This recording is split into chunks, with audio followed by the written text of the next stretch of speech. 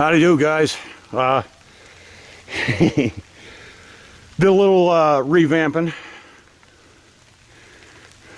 Rotten end is up at the top now. I opened up this doorway. Look at that. That's precision. It's less than a foot off, so that's good enough for rough framing. And check it out. We got the free-floating wall. So when you're up to speed, the whole chassis and everything can flex and kind of absorb the bumps. That's rotten to hell, but whatever. We got a roof that keeps most of the rain off your head. That's got to get sealed up. This is actually my forge. I used to use this for a forge, and you know, it didn't matter too damn much, because even in the cold, you know, you're keeping warm. We got a light. You know, it's better than no light. And I can fit a bike in here and work on it. And that's something. And I got a crusty frickin' bench seat out of an old Dodge Caravan or something. It looks like somebody got probably sacrificed on. But, you know. Not quite to the standards of Zippo's den, but you know, it's good enough for the Gopniks, so it'll work for me, huh? I can work on my bike and keep warm, and I can.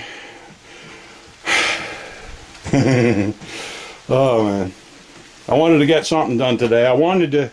Oh, this is my 350 I just got. Well, you know, you guys actually bought this for me. It was $350, no title. The engine turns, has compression on both sides, and the guy was doing it on the kicker with the compression tester, so he was probably getting wore out by the time he got the one side to 70 pounds, and I guess 2 or 3 kicks and the other side came right to 90. And alright, so I got ATF soaking in both cylinders. You know, there's a few little things missing, like there's bolts that hold the air cleaner covers on. They're missing. Seat lock is missing. Side covers are missing. You know, it's typical rain when parked. Somebody put it under a tarp and got it out of his backyard. You know, I'm gonna need a seat cover, but that's nothing new to me. Tail light's busted. I've been over the electrical, and it seems like most everything works.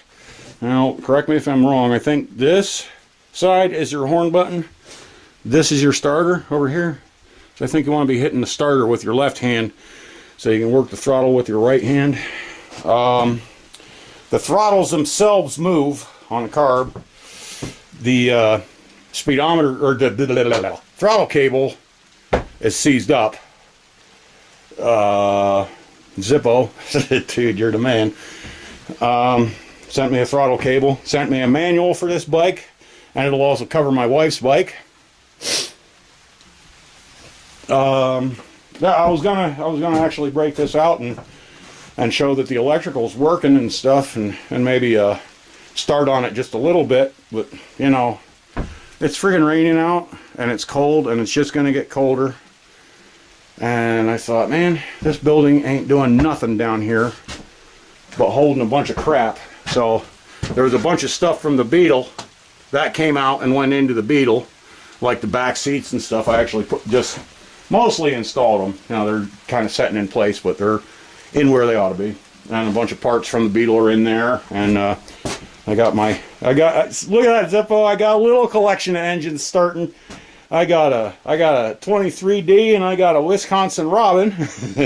I'm getting there, buddy. I got a den with a couch and a motorcycle, and I got my engine collection, and I got my coal stove. You know, this thing would be nice if I could find that dang chimney adapter. That would be great. And this even has like a little hot water jacket on there, and I think it's still good. And I got one of those things, but I don't think it's any good for a coal stove, because that'll probably rot out after a few years. But like a wood stove, I think it'd be all right. But I don't want to just burn wood in that thing. And for now, I'm just going to have my salamander in here. And even with all these holes, that thing will roast you. Or at least keep you from freezing to death. Okay, and I got my crusty sleeping bag down here for when I'm drunk and my wife gets pissed off at me. I can just crash down here. New radio. I got a little mini fridge. That'd be cool. I could mount the mini fridge up in the corner there somewhere, or up on the wall somehow. Up on the free floating wall. Look at that. I mean, that's from when I had my big generator parked there, and I had the generator covered, and all the rain would just kind of splash off the generator and into there. So I got to do something with that eventually, but for now, I got a spot where I won't be covered in snow. I got to do something with this big patch here. This used to be, I mean, there's a hole in the floor, which is where, oh my gosh, this was going back a ways. But I had an air pipe coming up through the floor, and outside there was a treadmill motor, and I had my controller right on the wall here, and you know, I could just turn up the motor, and it was hooked to a vacuum cleaner motor with a belt, you know, so I could use the vacuum cleaner motor as a blower, powered by the treadmill motor, and just dial it in any air that I wanted. But what the heck? What happened to that? Oh, yeah. A buddy of mine was like really in dire straits and had absolutely nowhere to stay, so we cut that pipe off of there. The pipe's actually still under there. We cut that pipe off, and we took that metal plate and that coal stove and cobbled a chimney going into there. This used to come out in like a great big funnel, kind of like one of, I don't know, a Cape Cod maybe you'd call it, whatever. But this used to be the forge, and now it's the bike garage.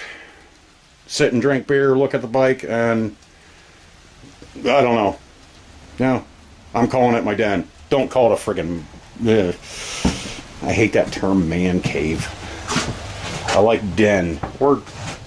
I'm not getting into all that. I got a place to put my bike and work on it. I'm pretty friggin' excited. I don't have to work out in the rain and the snow. Oh man, be it ever so humble, huh? And I got my hutch.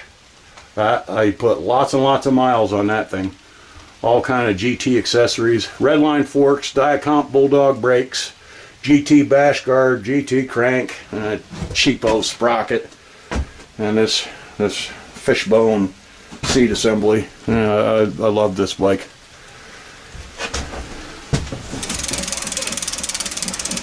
I think the bearings sound kind of dry. I don't know.